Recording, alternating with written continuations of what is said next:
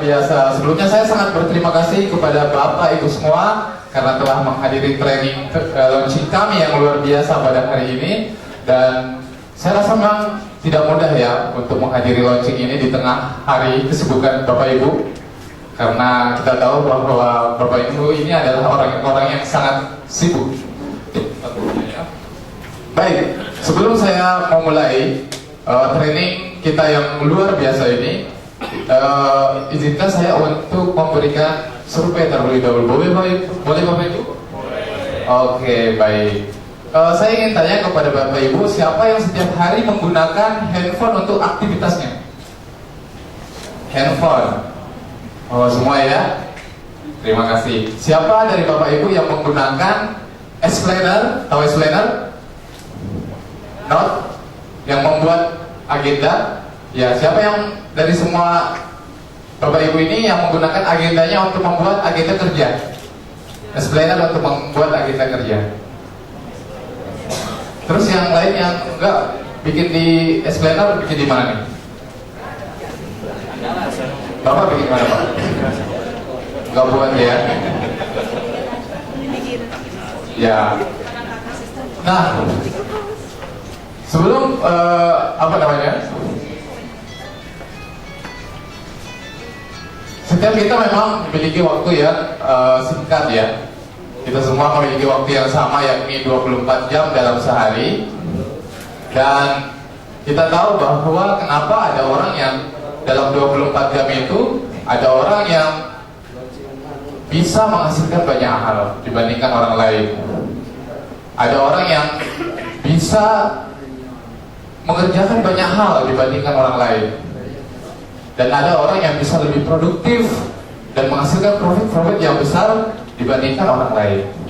Kenapa hal ini bisa terjadi? Nanti saya akan memberikan gambarannya kepada Anda. Nah, Bapak Ibu, kita tahu saat ini kita berada di era digital. Begitu canggih, begitu mudah, ya, dan ritme hidup kita begitu cepat dan non-stop.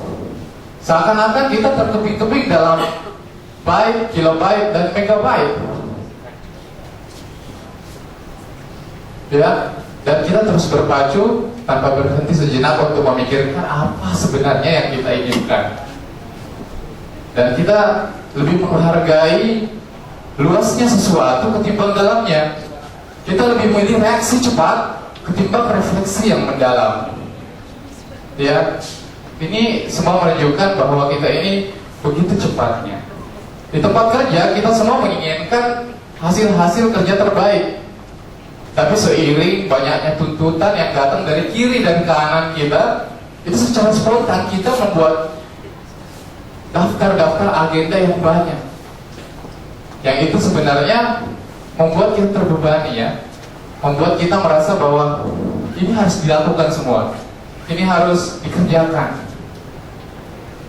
Nah, saya ingin bertanya tadi, Bapak Ibu yang membuat S-Planner di HP-nya siapa ya? Kira-kira ada berapa jadwal? Bisa lihat? Kakak penuh ya Bu ya?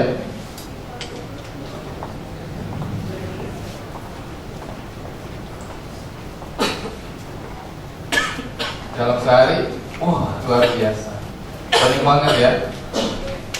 Ya, kita mau membuat daftar-daftar tugas yang banyak, daftar-daftar kerja yang banyak. Namun tahukah Bapak Ibu, ini bisa menjadikan kita sebenarnya membuat kegiatan-kegiatan yang itu tidak searah. Kita kelihatan begitu sibuknya, namun ternyata itu sebenarnya banyak yang tidak searah, banyak yang tidak satu tujuan. Nah, sehingga kita mengerjakan semuanya. Hal ini dapat membuat kita energinya cepat habis, membuat energi kita cepat merosot. Tahu istilah ini Bapak Ibu? 24 jam 7 hari ya. Apa maksudnya?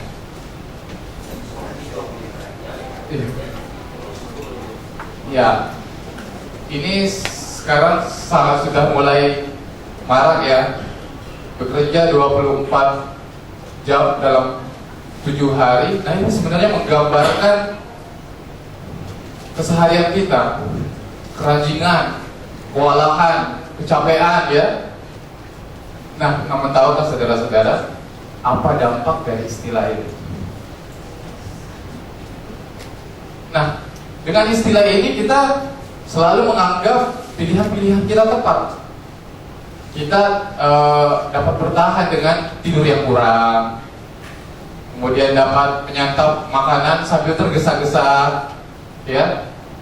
Atau mungkin kita berpindah-pindah fokus dalam waktu menit ke menit. Menit ke menit kita berpindah-pindah fokus. Nah, ini semua dapat membuat kita habis energinya dalam waktu cepat. Di Jepang dikenal dengan istilah karoshi. Ada yang tahu karoshi? Karoshi. Kursi.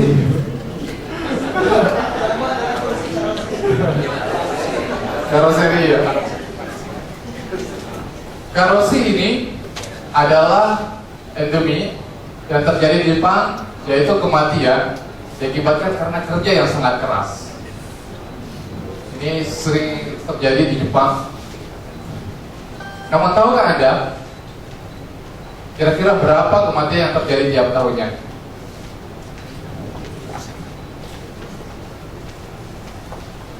Kementerian Tenaga Kerja di Jepang sejak 1987 itu selalu merilis data statistik setiap tahunnya berapa jumlah kematian orang di Jepang karena bekerja terlalu keras. Biasanya disebabkan karena penyakit jantung ya, dan penyakit stroke karena kerja keras itu, dan selalu dirilis lebih dari 10.000 kematian per tahun. Luar biasa ya. Kita bisa melihat dampaknya dari kemerosotan energi yang sangat mendalam. Dan itu sebenarnya juga banyak terjadi di Indonesia. Cuma kita nggak nyebutnya karosi ya. Apa kursi atau gimana tadi Pak?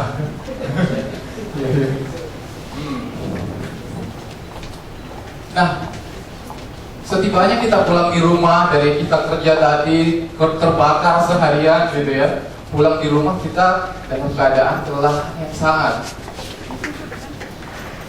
Ini mengakibatkan kita tidak punya energi lagi dan tidak punya waktu lagi untuk kita investasikan pada anak dan keluarga kita ya, kayak parenting tadi. Kita nggak punya waktu lagi untuk anak dan keluarga kita, yang akibatnya bisa seperti tadi. Ada yang anaknya bunuh diri lah, ada yang anaknya begini, ada yang istrinya selingkuh dan sebagainya ya. Karena kita tidak punya waktu dan energi lagi untuk kita investasikan kepada keluarga kita. Nah, ini akibat dari kemerosotan energi yang sangat dalam, kesehatan yang memburuk, kecerdasan yang menurun karena berpindah-pindah fokus. Ini ada penelitiannya ya. Multitasking dapat membuat kita menurun kecerdasannya secara drastis. Karir yang stagnan, keluarga yang tidak harmonis, dan ibadah yang amburadul. Kita habis mengejar waktu kita untuk hal yang sebenarnya itu bisa mempersingkat waktu, tapi karena kita memiliki paradigma yang salah, yang akhirnya membuat itu sebuah tidak. Dan akhirnya di tempat kerja terjadi produktivitas yang menurun secara drastis, yang membuat atasan kita tidak puas. Atasan tidak puas, perusahaan bisa bangkrut, perusahaan bisa menurun. Otomatis para pimpinan-pimpinan akan dilemah untuk mempertahankan kita di perusahaan. Jadi teman-teman, kita harus membenahi paradigma kita. Karena jangan sampai kita memiliki paradigma yang keliru terhadap pengelolaan energi kita dan pengelolaan waktu.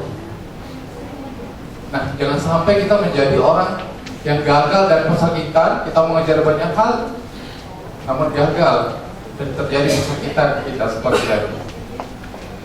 Nah, ini adalah tantangan yang harus kita hadapi. Ini adalah tantangan yang harus kita jawab. Nah, melalui pengelolaan energi dengan unlimited energi ini, saya akan membantu Anda untuk mendapatkan produktivitas yang tinggi dan hasil-hasil yang maksimal. Siap Bapak Ibu? Siap mendapatkan hasil-hasil yang maksimal? Siap mendapatkan produktivitas yang tinggi? Siap semua ya, tapi kedengarannya kurang siap, ngomong siap aja gitu ya. Siap Bapak Ibu? Luar biasa. Kita tembus batasan-batasan kita. Ya, saya mulai dengan energi. Kalau saya ingin bertanya, apa sih energi itu? Tenaga. MC kuadrat ya, Einstein. Nah, sebenarnya semua yang berwujud di sekitar kita adalah energi. Apa yang kita bau, kita ucap, kita lihat, kita rasakan, dan kita dengar adalah energi. Kita juga, diri kita ini adalah energi, adalah kumpulan dari atom-atom. Tahu atom yang negatif positif ya? Ya, kita semua adalah kumpulan energi.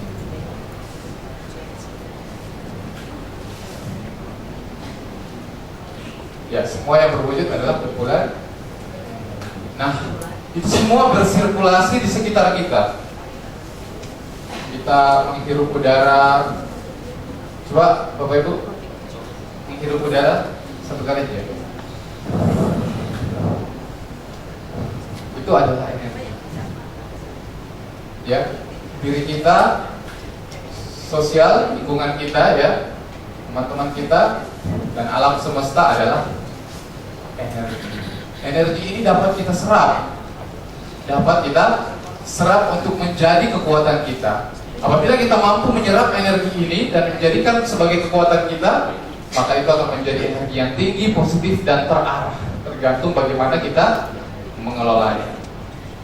Nah, kesuksesan itu terjadi karena kemampuan kita dalam mengelola energi dan mengaktifkannya sesuai dengan momen-momen waktu yang tepat dalam kehidupan kita. Jadi ibarat sniper, ya. Pilih mana, sniper atau Rambo? Tahu Rambo Pak? Tahu nembak tuh? Berapa yang kena? Kalau sniper, satu kali tembak, langsung presidennya yang kena, ya kan? Satu negara hancur.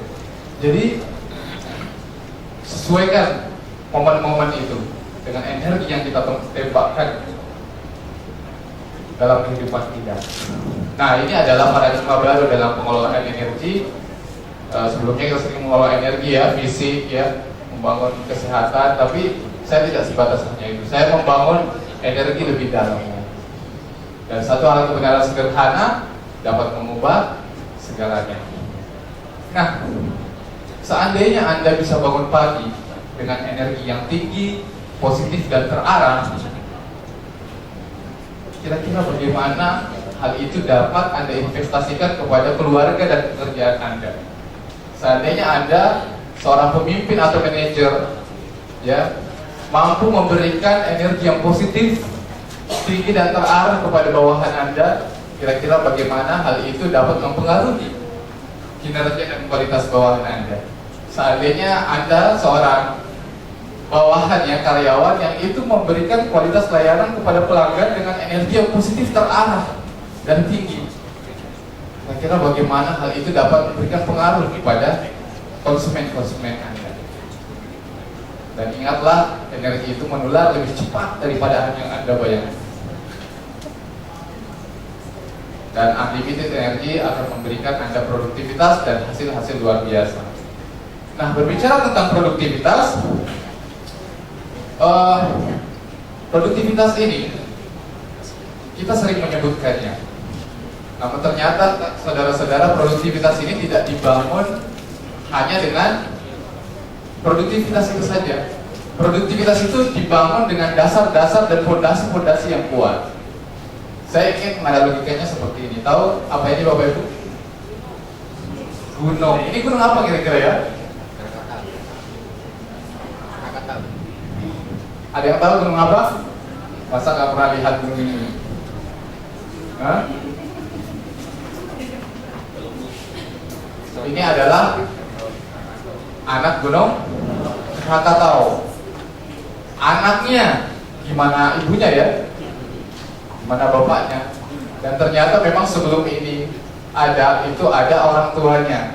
Orang tuanya bentuknya seperti ini. Gunung Krakatau tahun 1883 sebelum meletus. Nah, untuk tepatnya bagaimana anak Gunung Krakatau ini muncul, saya akan memberikan gambaran.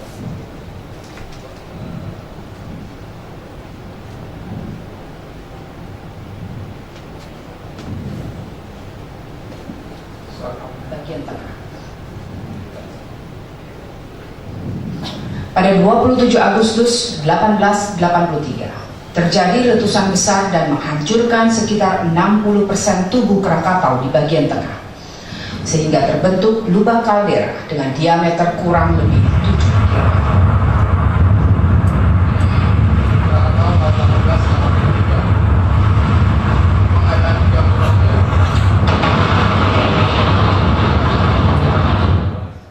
Letusannya 21.574 kali bom atom. Korban yang tewas akibat tsunami mencapai 36.417 orang. Kegiatan vulkanik di bawah permukaan laut terus berlangsung, dan pada periode 1927-1929 muncul sebuah dinding kawah ke permukaan laut sebagai hasil erupsi. Pertumbuhan ini terus berlangsung hingga membentuk pulau yang disebut Anak Krak. Ya, Anak Krakatau luar biasa bukan? Anak Krakatau ini.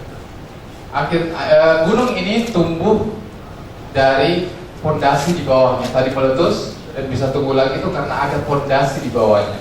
Dan ini saya analogikan untuk membentuk produktivitas. Ternyata saudara-saudara, Bapak Ibu, untuk membentuk produktivitas itu harus ada fondasinya. Fondasinya apa? Yang pertama adalah bahan bakarnya. Bahan bakar produktivitas adalah apa? Potensial. Kemudian ada purpose. Yang tengah ini disebut kantong ya, kantong magma yang itu menekan ke atas disebut purpose. Kemudian priority yang mengarahkan magma itu naik.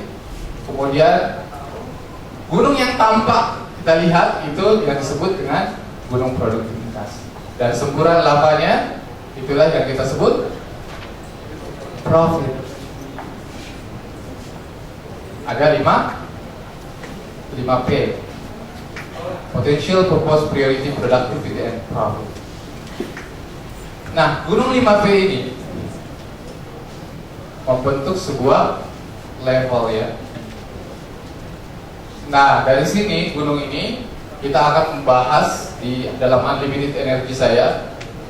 Training saya selama 2 hari itu akan membahas ini semua, tidak keluar dari sini. Yang pertama kita akan bahas 3 prinsip fondasi unlimited energy. Di productivity-nya bagaimana kita membangun gunung itu, disebut 3 tahapan productivity dan 1 paradigma pemicu profit untuk meledakkan.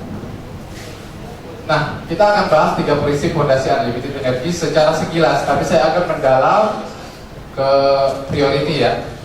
Saya hanya akan membahas sekilas saja. Potential. Yang pertama adalah potential.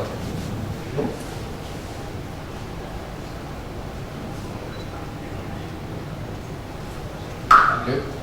Ya, kendali kita terhadap potensi energi sebenarnya jauh lebih besar daripada yang kita bayangkan.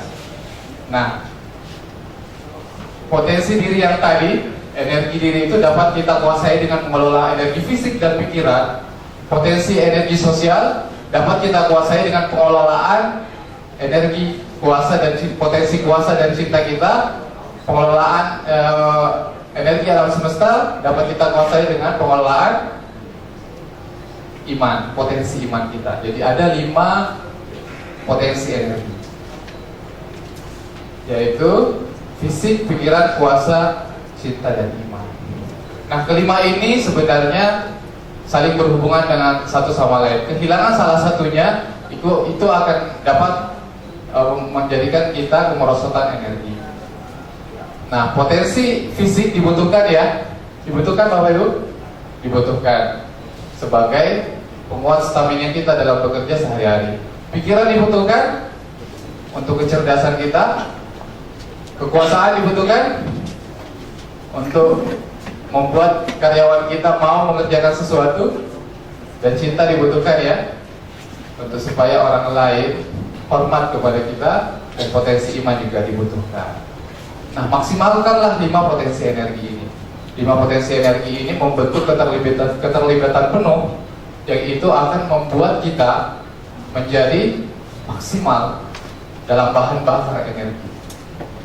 So, kita harus memaksimalkan 5 potensi energi: fisik, pikiran, kuasa, cinta, dan iman yang terjadi satu sama lain untuk membentuk sebuah sistem sebagai sumber bahan bakar gunung unlimited energi, sumber bahan bakar unlimited energi. Kemudian yang kedua, purpose. Setelah kita memiliki bahan bakar yang besar, potensi yang besar, kita masuk ke purpose. Purpose apa Bapak Ibu? Artinya tujuan. Saya ingin sedikit memberikan gambaran kepada Bapak Ibu tentang tujuan ya. Ada yang ingin jadi volunteer di sini? Bapak-bapak? Ya, boleh di depan sini kursi ya. Kursi. Satu lagi kursi bisa Mas? Ada lagi yang ibu-ibu jadi volunteer?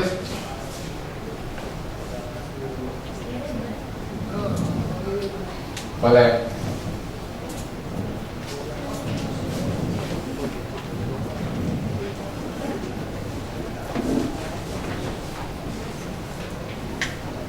Nah, kursinya begini Mas. Bantu. Nah, nih, enggak di belakang. Ya, di depan sini Mas. Nah, ini Mas siapa namanya? Mas Julman. Mbak Wiwi ya. Nah, saya ibaratkan ini adalah supir taksi Mas Julman ya.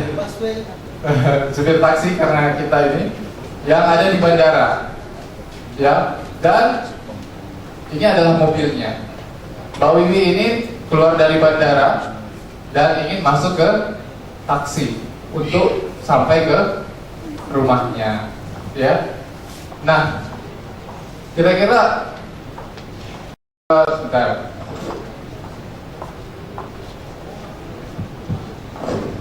Nah, kira-kira kita mulai ya. Kira-kira kalau Mas Zulman, kalau sebagai supir taksi ada penumpang yang masuk, kira-kira jawaban pertanyaannya apa? Mau kemana? Oh iya. Ya kita mulai ya. Silakan masuk Pak Wiwi. Masuk. Mau kemana di atas? Terserah abang aja. Terserah. Boleh silakan naik.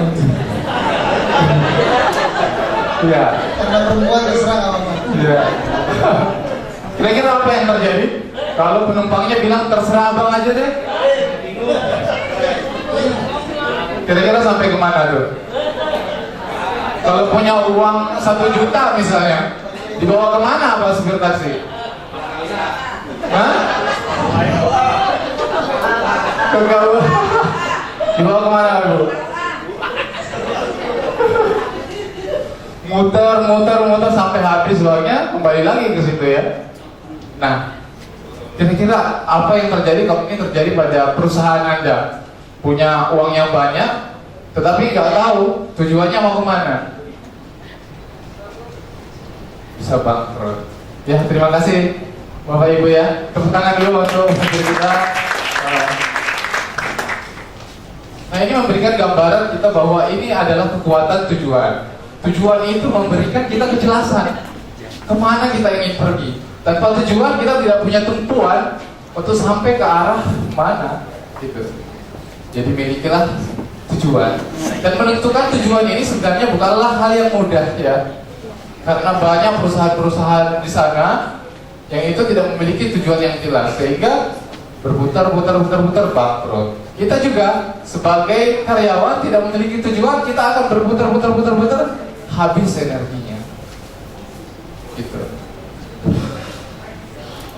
Jadi teman-teman, temukanlah tujuan terbesar Anda. Temukanlah tujuan Anda, kira-kira kemana saya ingin pergi. Tentukanlah tujuan Anda, apa yang menggerakkan Anda sehingga Anda ini bangun di sebuah hari kemudian bergerak dan pulang ke rumah membawa hasil yang besar. Yang ini saya sebut biasanya dengan kata big why, ya, alasan besar. Lanjut. Nah, biasanya di training saya akan mengarahkan big why ini, tujuan utama ini kepada iman. Karena iman ini tadi asal energinya berasal dari alam semesta, dan alam semesta itu yang menggerakkan adalah Allah Subhanahu wa Ta'ala. Ketika kita membuat energi iman ini sebagai pemimpin di antara energi-energi yang lainnya, maka kita akan menyerap seluruh energi dan kita tidak akan ada habisnya. Baik Bapak Ibu, saya lanjut ya. Saya lebih dalam di sini tentang priority. Nah, ada yang tahu apa itu priority Bapak Ibu? Prioritas. Mana yang harus didahulukan. Dan ternyata priority itu berasal dari bahasa Latin yang artinya pertama. Sesuatu yang menjadi paling penting, ia menjadi prioritas. Yang mana definisi yang paling pas buat Anda? Yang menurut saya paling pas adalah satu hal terpenting. Ada yang mengatakan, oh ini paling pertama, yang lain juga bisa jadi pertama gitu ya. Tapi di sini saya mengartikan prioritas adalah satu hal, bukan dua, bukan tiga, bukan empat, tapi satu hal terpenting Anda, yang lain tidak penting. So, mengapa kita memerlukan prioritas Bapak Ibu? Karena tujuan tanpa prioritas tadi itu menjadi tidak berdaya. Kita memiliki tujuan di sana, tetapi kita tidak tahu naik bus apa, naik taksi apa gitu ya. Jadi kita tujuan dan temukanlah kendaraan Anda untuk sampai ke sana, yaitu dengan cara prioritas. Mengapa kita memerlukan prioritas? Karena waktu kita sangat terbatas. Kita memiliki waktu satu hari 24 jam. Dan belum lagi buat istirahat, belum buat keluarga ya, belum buat olahraga dan sebagainya. Kita memiliki waktu yang sempit. Tanpa prioritas kita kehabisan waktu. Nah, bagaimana cara berprioritas? Yaitu go small, menjadi sempit. Artinya ini bahwa Anda mengabaikan semua yang ingin Anda kerjakan, terus Anda memilih satu hal yang harus Anda kerjakan setiap harinya. Kita abaikan. Kenapa se-ekstrim itu? Karena tadi kita menginginkan kualitas produktivitas. Go small adalah cara sederhana untuk memperoleh hasil-hasil luar biasa. Kita mengerjakan satu hal, itu akan mengantarkan kita kepada hasil-hasil yang luar biasa. Nah, saya ingin memberikan gambarannya lagi ya. Tahu apa ini Bapak Ibu? Gaple ya, sering main gaple Pak. Domino. Domino ini ada efeknya. Apa efeknya? Ada efek negatif, ada efek positif. Efek negatifnya apa Pak? Lupa waktu yang main gaple Pak ya. Waduh, baik, kita main gaple Pak. Ya, jadi ada efek negatif, ada efek positif. Nah, efek positifnya adalah bahwa domino ini memberikan gambaran kepada kita kalau ini dibariskan secara terarah, itu akan memberikan energi potensial yang besar. Jadi keping domino ini mewakili energi potensial. Semakin banyak energi potensial yang kita bariskan, semakin banyak energi yang kita dapatkan. Ini sering dilakukan di Belanda ya. Ada komunitas yang melakukan perlombaan untuk membariskan domino. Kita lihat ya gambarannya.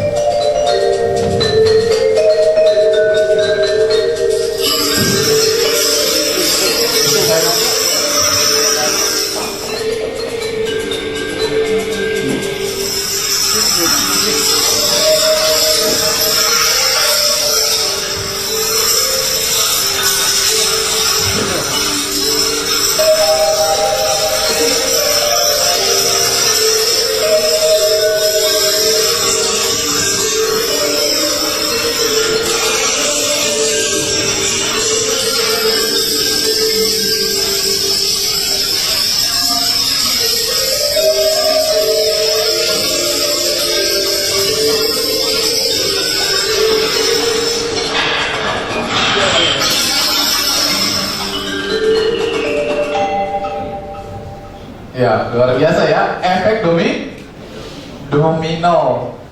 Energinya besar banget. Bahkan sampai ada yang memasang sampai 2 juta domino, yang itu memecahkan rekor dunia di Belanda. Dan energinya sebesar ribuan kali orang push up. Nah, itu luar biasa energi yang dihasilkan. Nah, seorang peneliti dari Belanda bernama Lorna Whitehead itu membuat penelitian, dan ternyata pada tahun 1987 ya, dan ternyata Lorna Whitehead ini menemukan bahwa keping domino ini tidak hanya menjatuhkan keping domino yang sama, tetapi juga menjatuhkan 50% lebih besar dari keping domino sebelumnya. Dan tahu nggak ada apa implikasi dari itu semua? Seorang peneliti di Universitas California ya, itu memberikan gambarannya kepada kita bahwa keping domino itu mampu menjatuhkan keping domino yang 50% lebih besar dibandingkan sebelumnya. Kita lihat.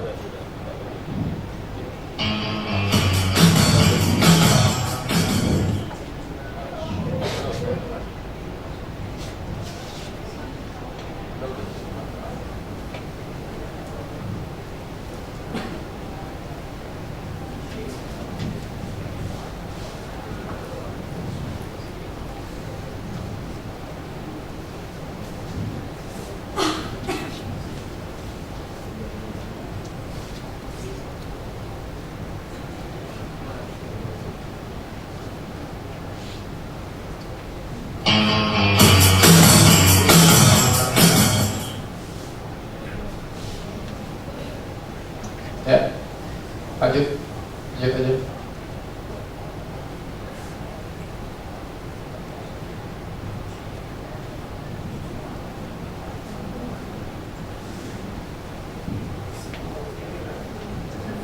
Ya, domino pertama berukuran 5 mm.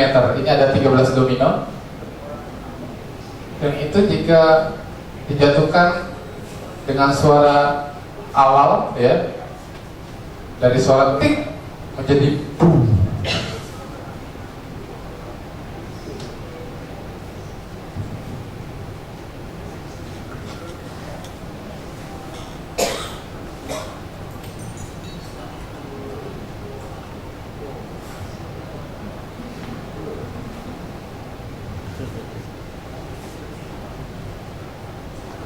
Ya, luar biasa ya. Nah, apa implikasinya? Artinya jika kita meneruskan itu tadi domino ke-13 ya, kita teruskan ke domino ke-18, maka domino itu akan setinggi Menara Pisa. Dan kita teruskan sampai ke domino ke-23, maka akan setinggi Menara Eiffel. Dan apabila kita teruskan sampai ke domino ke-31, maka akan setinggi 3000 kaki lebih tinggi dari gunung tertinggi di dunia, Gunung Everest. Dan apabila kita teruskan sampai ke domino ke-57, apa kira-kira implikasinya? Maka domino yang kecil tadi berubah menjadi domino yang besar, yang itu bisa menjembatani antara bumi dan bulan. Luar biasa ya hasilnya. Ini menggambarkan bahwa kalau kita mengarahkan satu hal terpenting kita ke jalur yang benar secara terus-menerus, maka kita akan mampu meraih bulan. Ya, prioritaskanlah segala sesuatu dan raihlah hasil-hasil luar biasa. Nah, artinya prinsip prioritas ini, tetapkanlah prioritas satu hal Anda terpenting Anda pada tiap level energi tadi ya. Buat jalur lintasan yang benar menuju tujuan besar Anda. Kerjakan setiap hari, bariskan, besarkan kapasitas, kemudian tentukan sampai ke bulan. Nah, inilah prinsip prioritas kita. Kemudian yang keempat, setelah kita sudah memiliki bahan bakar potensi, memiliki tujuan, dan sudah menetapkan prioritas, maka selanjutnya adalah saatnya kita membangun produktivitas. Nah, produktivitas ini, Bapak Ibu, adalah berupa aksi-aksi kita setiap harinya. Nah, aksi-aksi kita setiap harinya jangan sampai tadi kita sibuk kiri kanan tetapi tidak memiliki arah yang jelas. Setelah kita tadi tetapkan itu semua, maka aksi produktivitas kita akan menjadi terarah. Dan caranya adalah dengan langkah-langkah yang akan kita terapkan. Langkah-langkahnya adalah dengan cara SOP. Tahu apa itu SOP, Bapak Ibu? SOP apa, Pak? Standar Operational Procedure. Ya, umum kita dengar ya SOP itu ya. Itu SOP untuk apa tujuannya, Pak? Biar teratur, terarah gitu ya. Nah, tapi Bapak Ibu ternyata SOP itu banyak kekurangannya karena mengatur secara mendetail sehingga malah membuat tidak terarah. Ada yang pernah mencoba SOP yang dibuat oleh pimpinan perusahaan Anda ternyata malah membuat kita tidak terarah. Nah, SOP yang saya buat di sini adalah yang pertama adalah success schedule. Yang pertama kita buat dulu adalah jadwal sukses. Kita ganti agenda-agenda yang padat tadi, yang banyak tadi, kemudian kita buat jadwal sukses kita. Kemudian O-nya adalah oscillation energy. Kemudian yang ketiga adalah productivity habits. Kita membuat kebiasaan habits yang sesuai dengan success schedule kita. Nah, success schedule ini kita buat tujuannya adalah agar supaya jadwal-jadwal kita dari hari pertama sampai target kita 5-10 tahun itu memiliki jalur yang sama. Nah, ini akan saya berikan dengan 5 tahapan pada training saya. Saya nggak akan buka di sini karena waktunya sangat sempit. Saya buka sedikit, nanti malah bingung ya. Ini harus kompleks. Sehingga ada 5 tahapan di success schedule. Saya akan lebih mendalam di oscillation energy. Tahu apa itu oscillation, Bapak Ibu? Oscillation itu adalah semacam pernafasan pada daun yang biasa kita sebut ya. Daun itu ternyata juga bernafas, mengeluarkan oksigen, menghirup karbon dioksida. Sebalik dengan kita ya. Nah, seperti ini, kalau daun itu mengeluarkan oksigen dan menghirup karbon dioksida, maka akan menjadi daun yang fresh, daun yang segar. Tetapi kalau daun itu tidak berosilasi, kira-kira apa yang terjadi? Kering, kebakar gitu ya, dan mati. Sehingga kita memang memerlukan oscillation energy. Ini saya bisa analogikan juga kepada pelari. Ada pelari jarak pendek dan ada pelari jarak jauh, pelari maraton. Kita bandingkan struktur fisik mereka. Ini pelari jarak pendek, kuat, segar, fit, berstamina. Pelari jarak jauh, kurus. Bahkan ada yang lebih kurus dari ini ya, pelari maraton itu. Kenapa mereka seperti ini?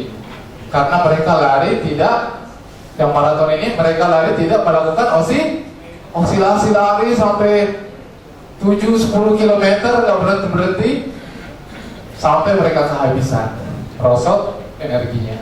Itu menyebabkan mereka kurus. Tetapi pelari jarak pendek ini, mereka cuma lari sprinter 100 meter, berhenti, bernafas, lari, berhenti, bernafas. Nah, ini yang saya maksud dengan osilasi energi. So, yang terakhir adalah kita memberikan profit. Setelah kita melewati semuanya, kita dapatkan profit. Dan profit bisnis sejalan dengan produktivitas pribadi. Bisnis yang besar didapatkan dari produktivitas individu pribadinya. Pribadi yang produktif akan memberikan bisnis yang besar, high profit. Kembali kepada gunung. Sehingga setelah kita mendapatkan potensi, purpose, priority, produktivitas, maka saatnya kita memetik hasil. Hasilnya adalah profit. Dan profit ini saya jelaskan dengan ledakan energi letusan gunung berapi. Seperti itu.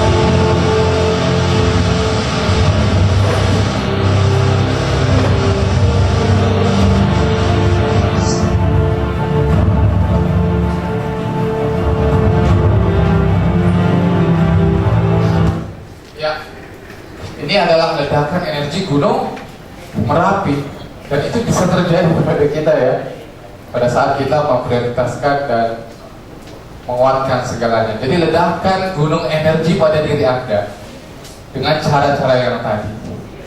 Saya mengajak Anda untuk menerobos keterbatasan Anda. Kita tahu bahwa kita semua memiliki keterbatasan, tetapi kebanyakan dari keterbatasan itu diakibatkan karena kita sendirilah ya membuatnya.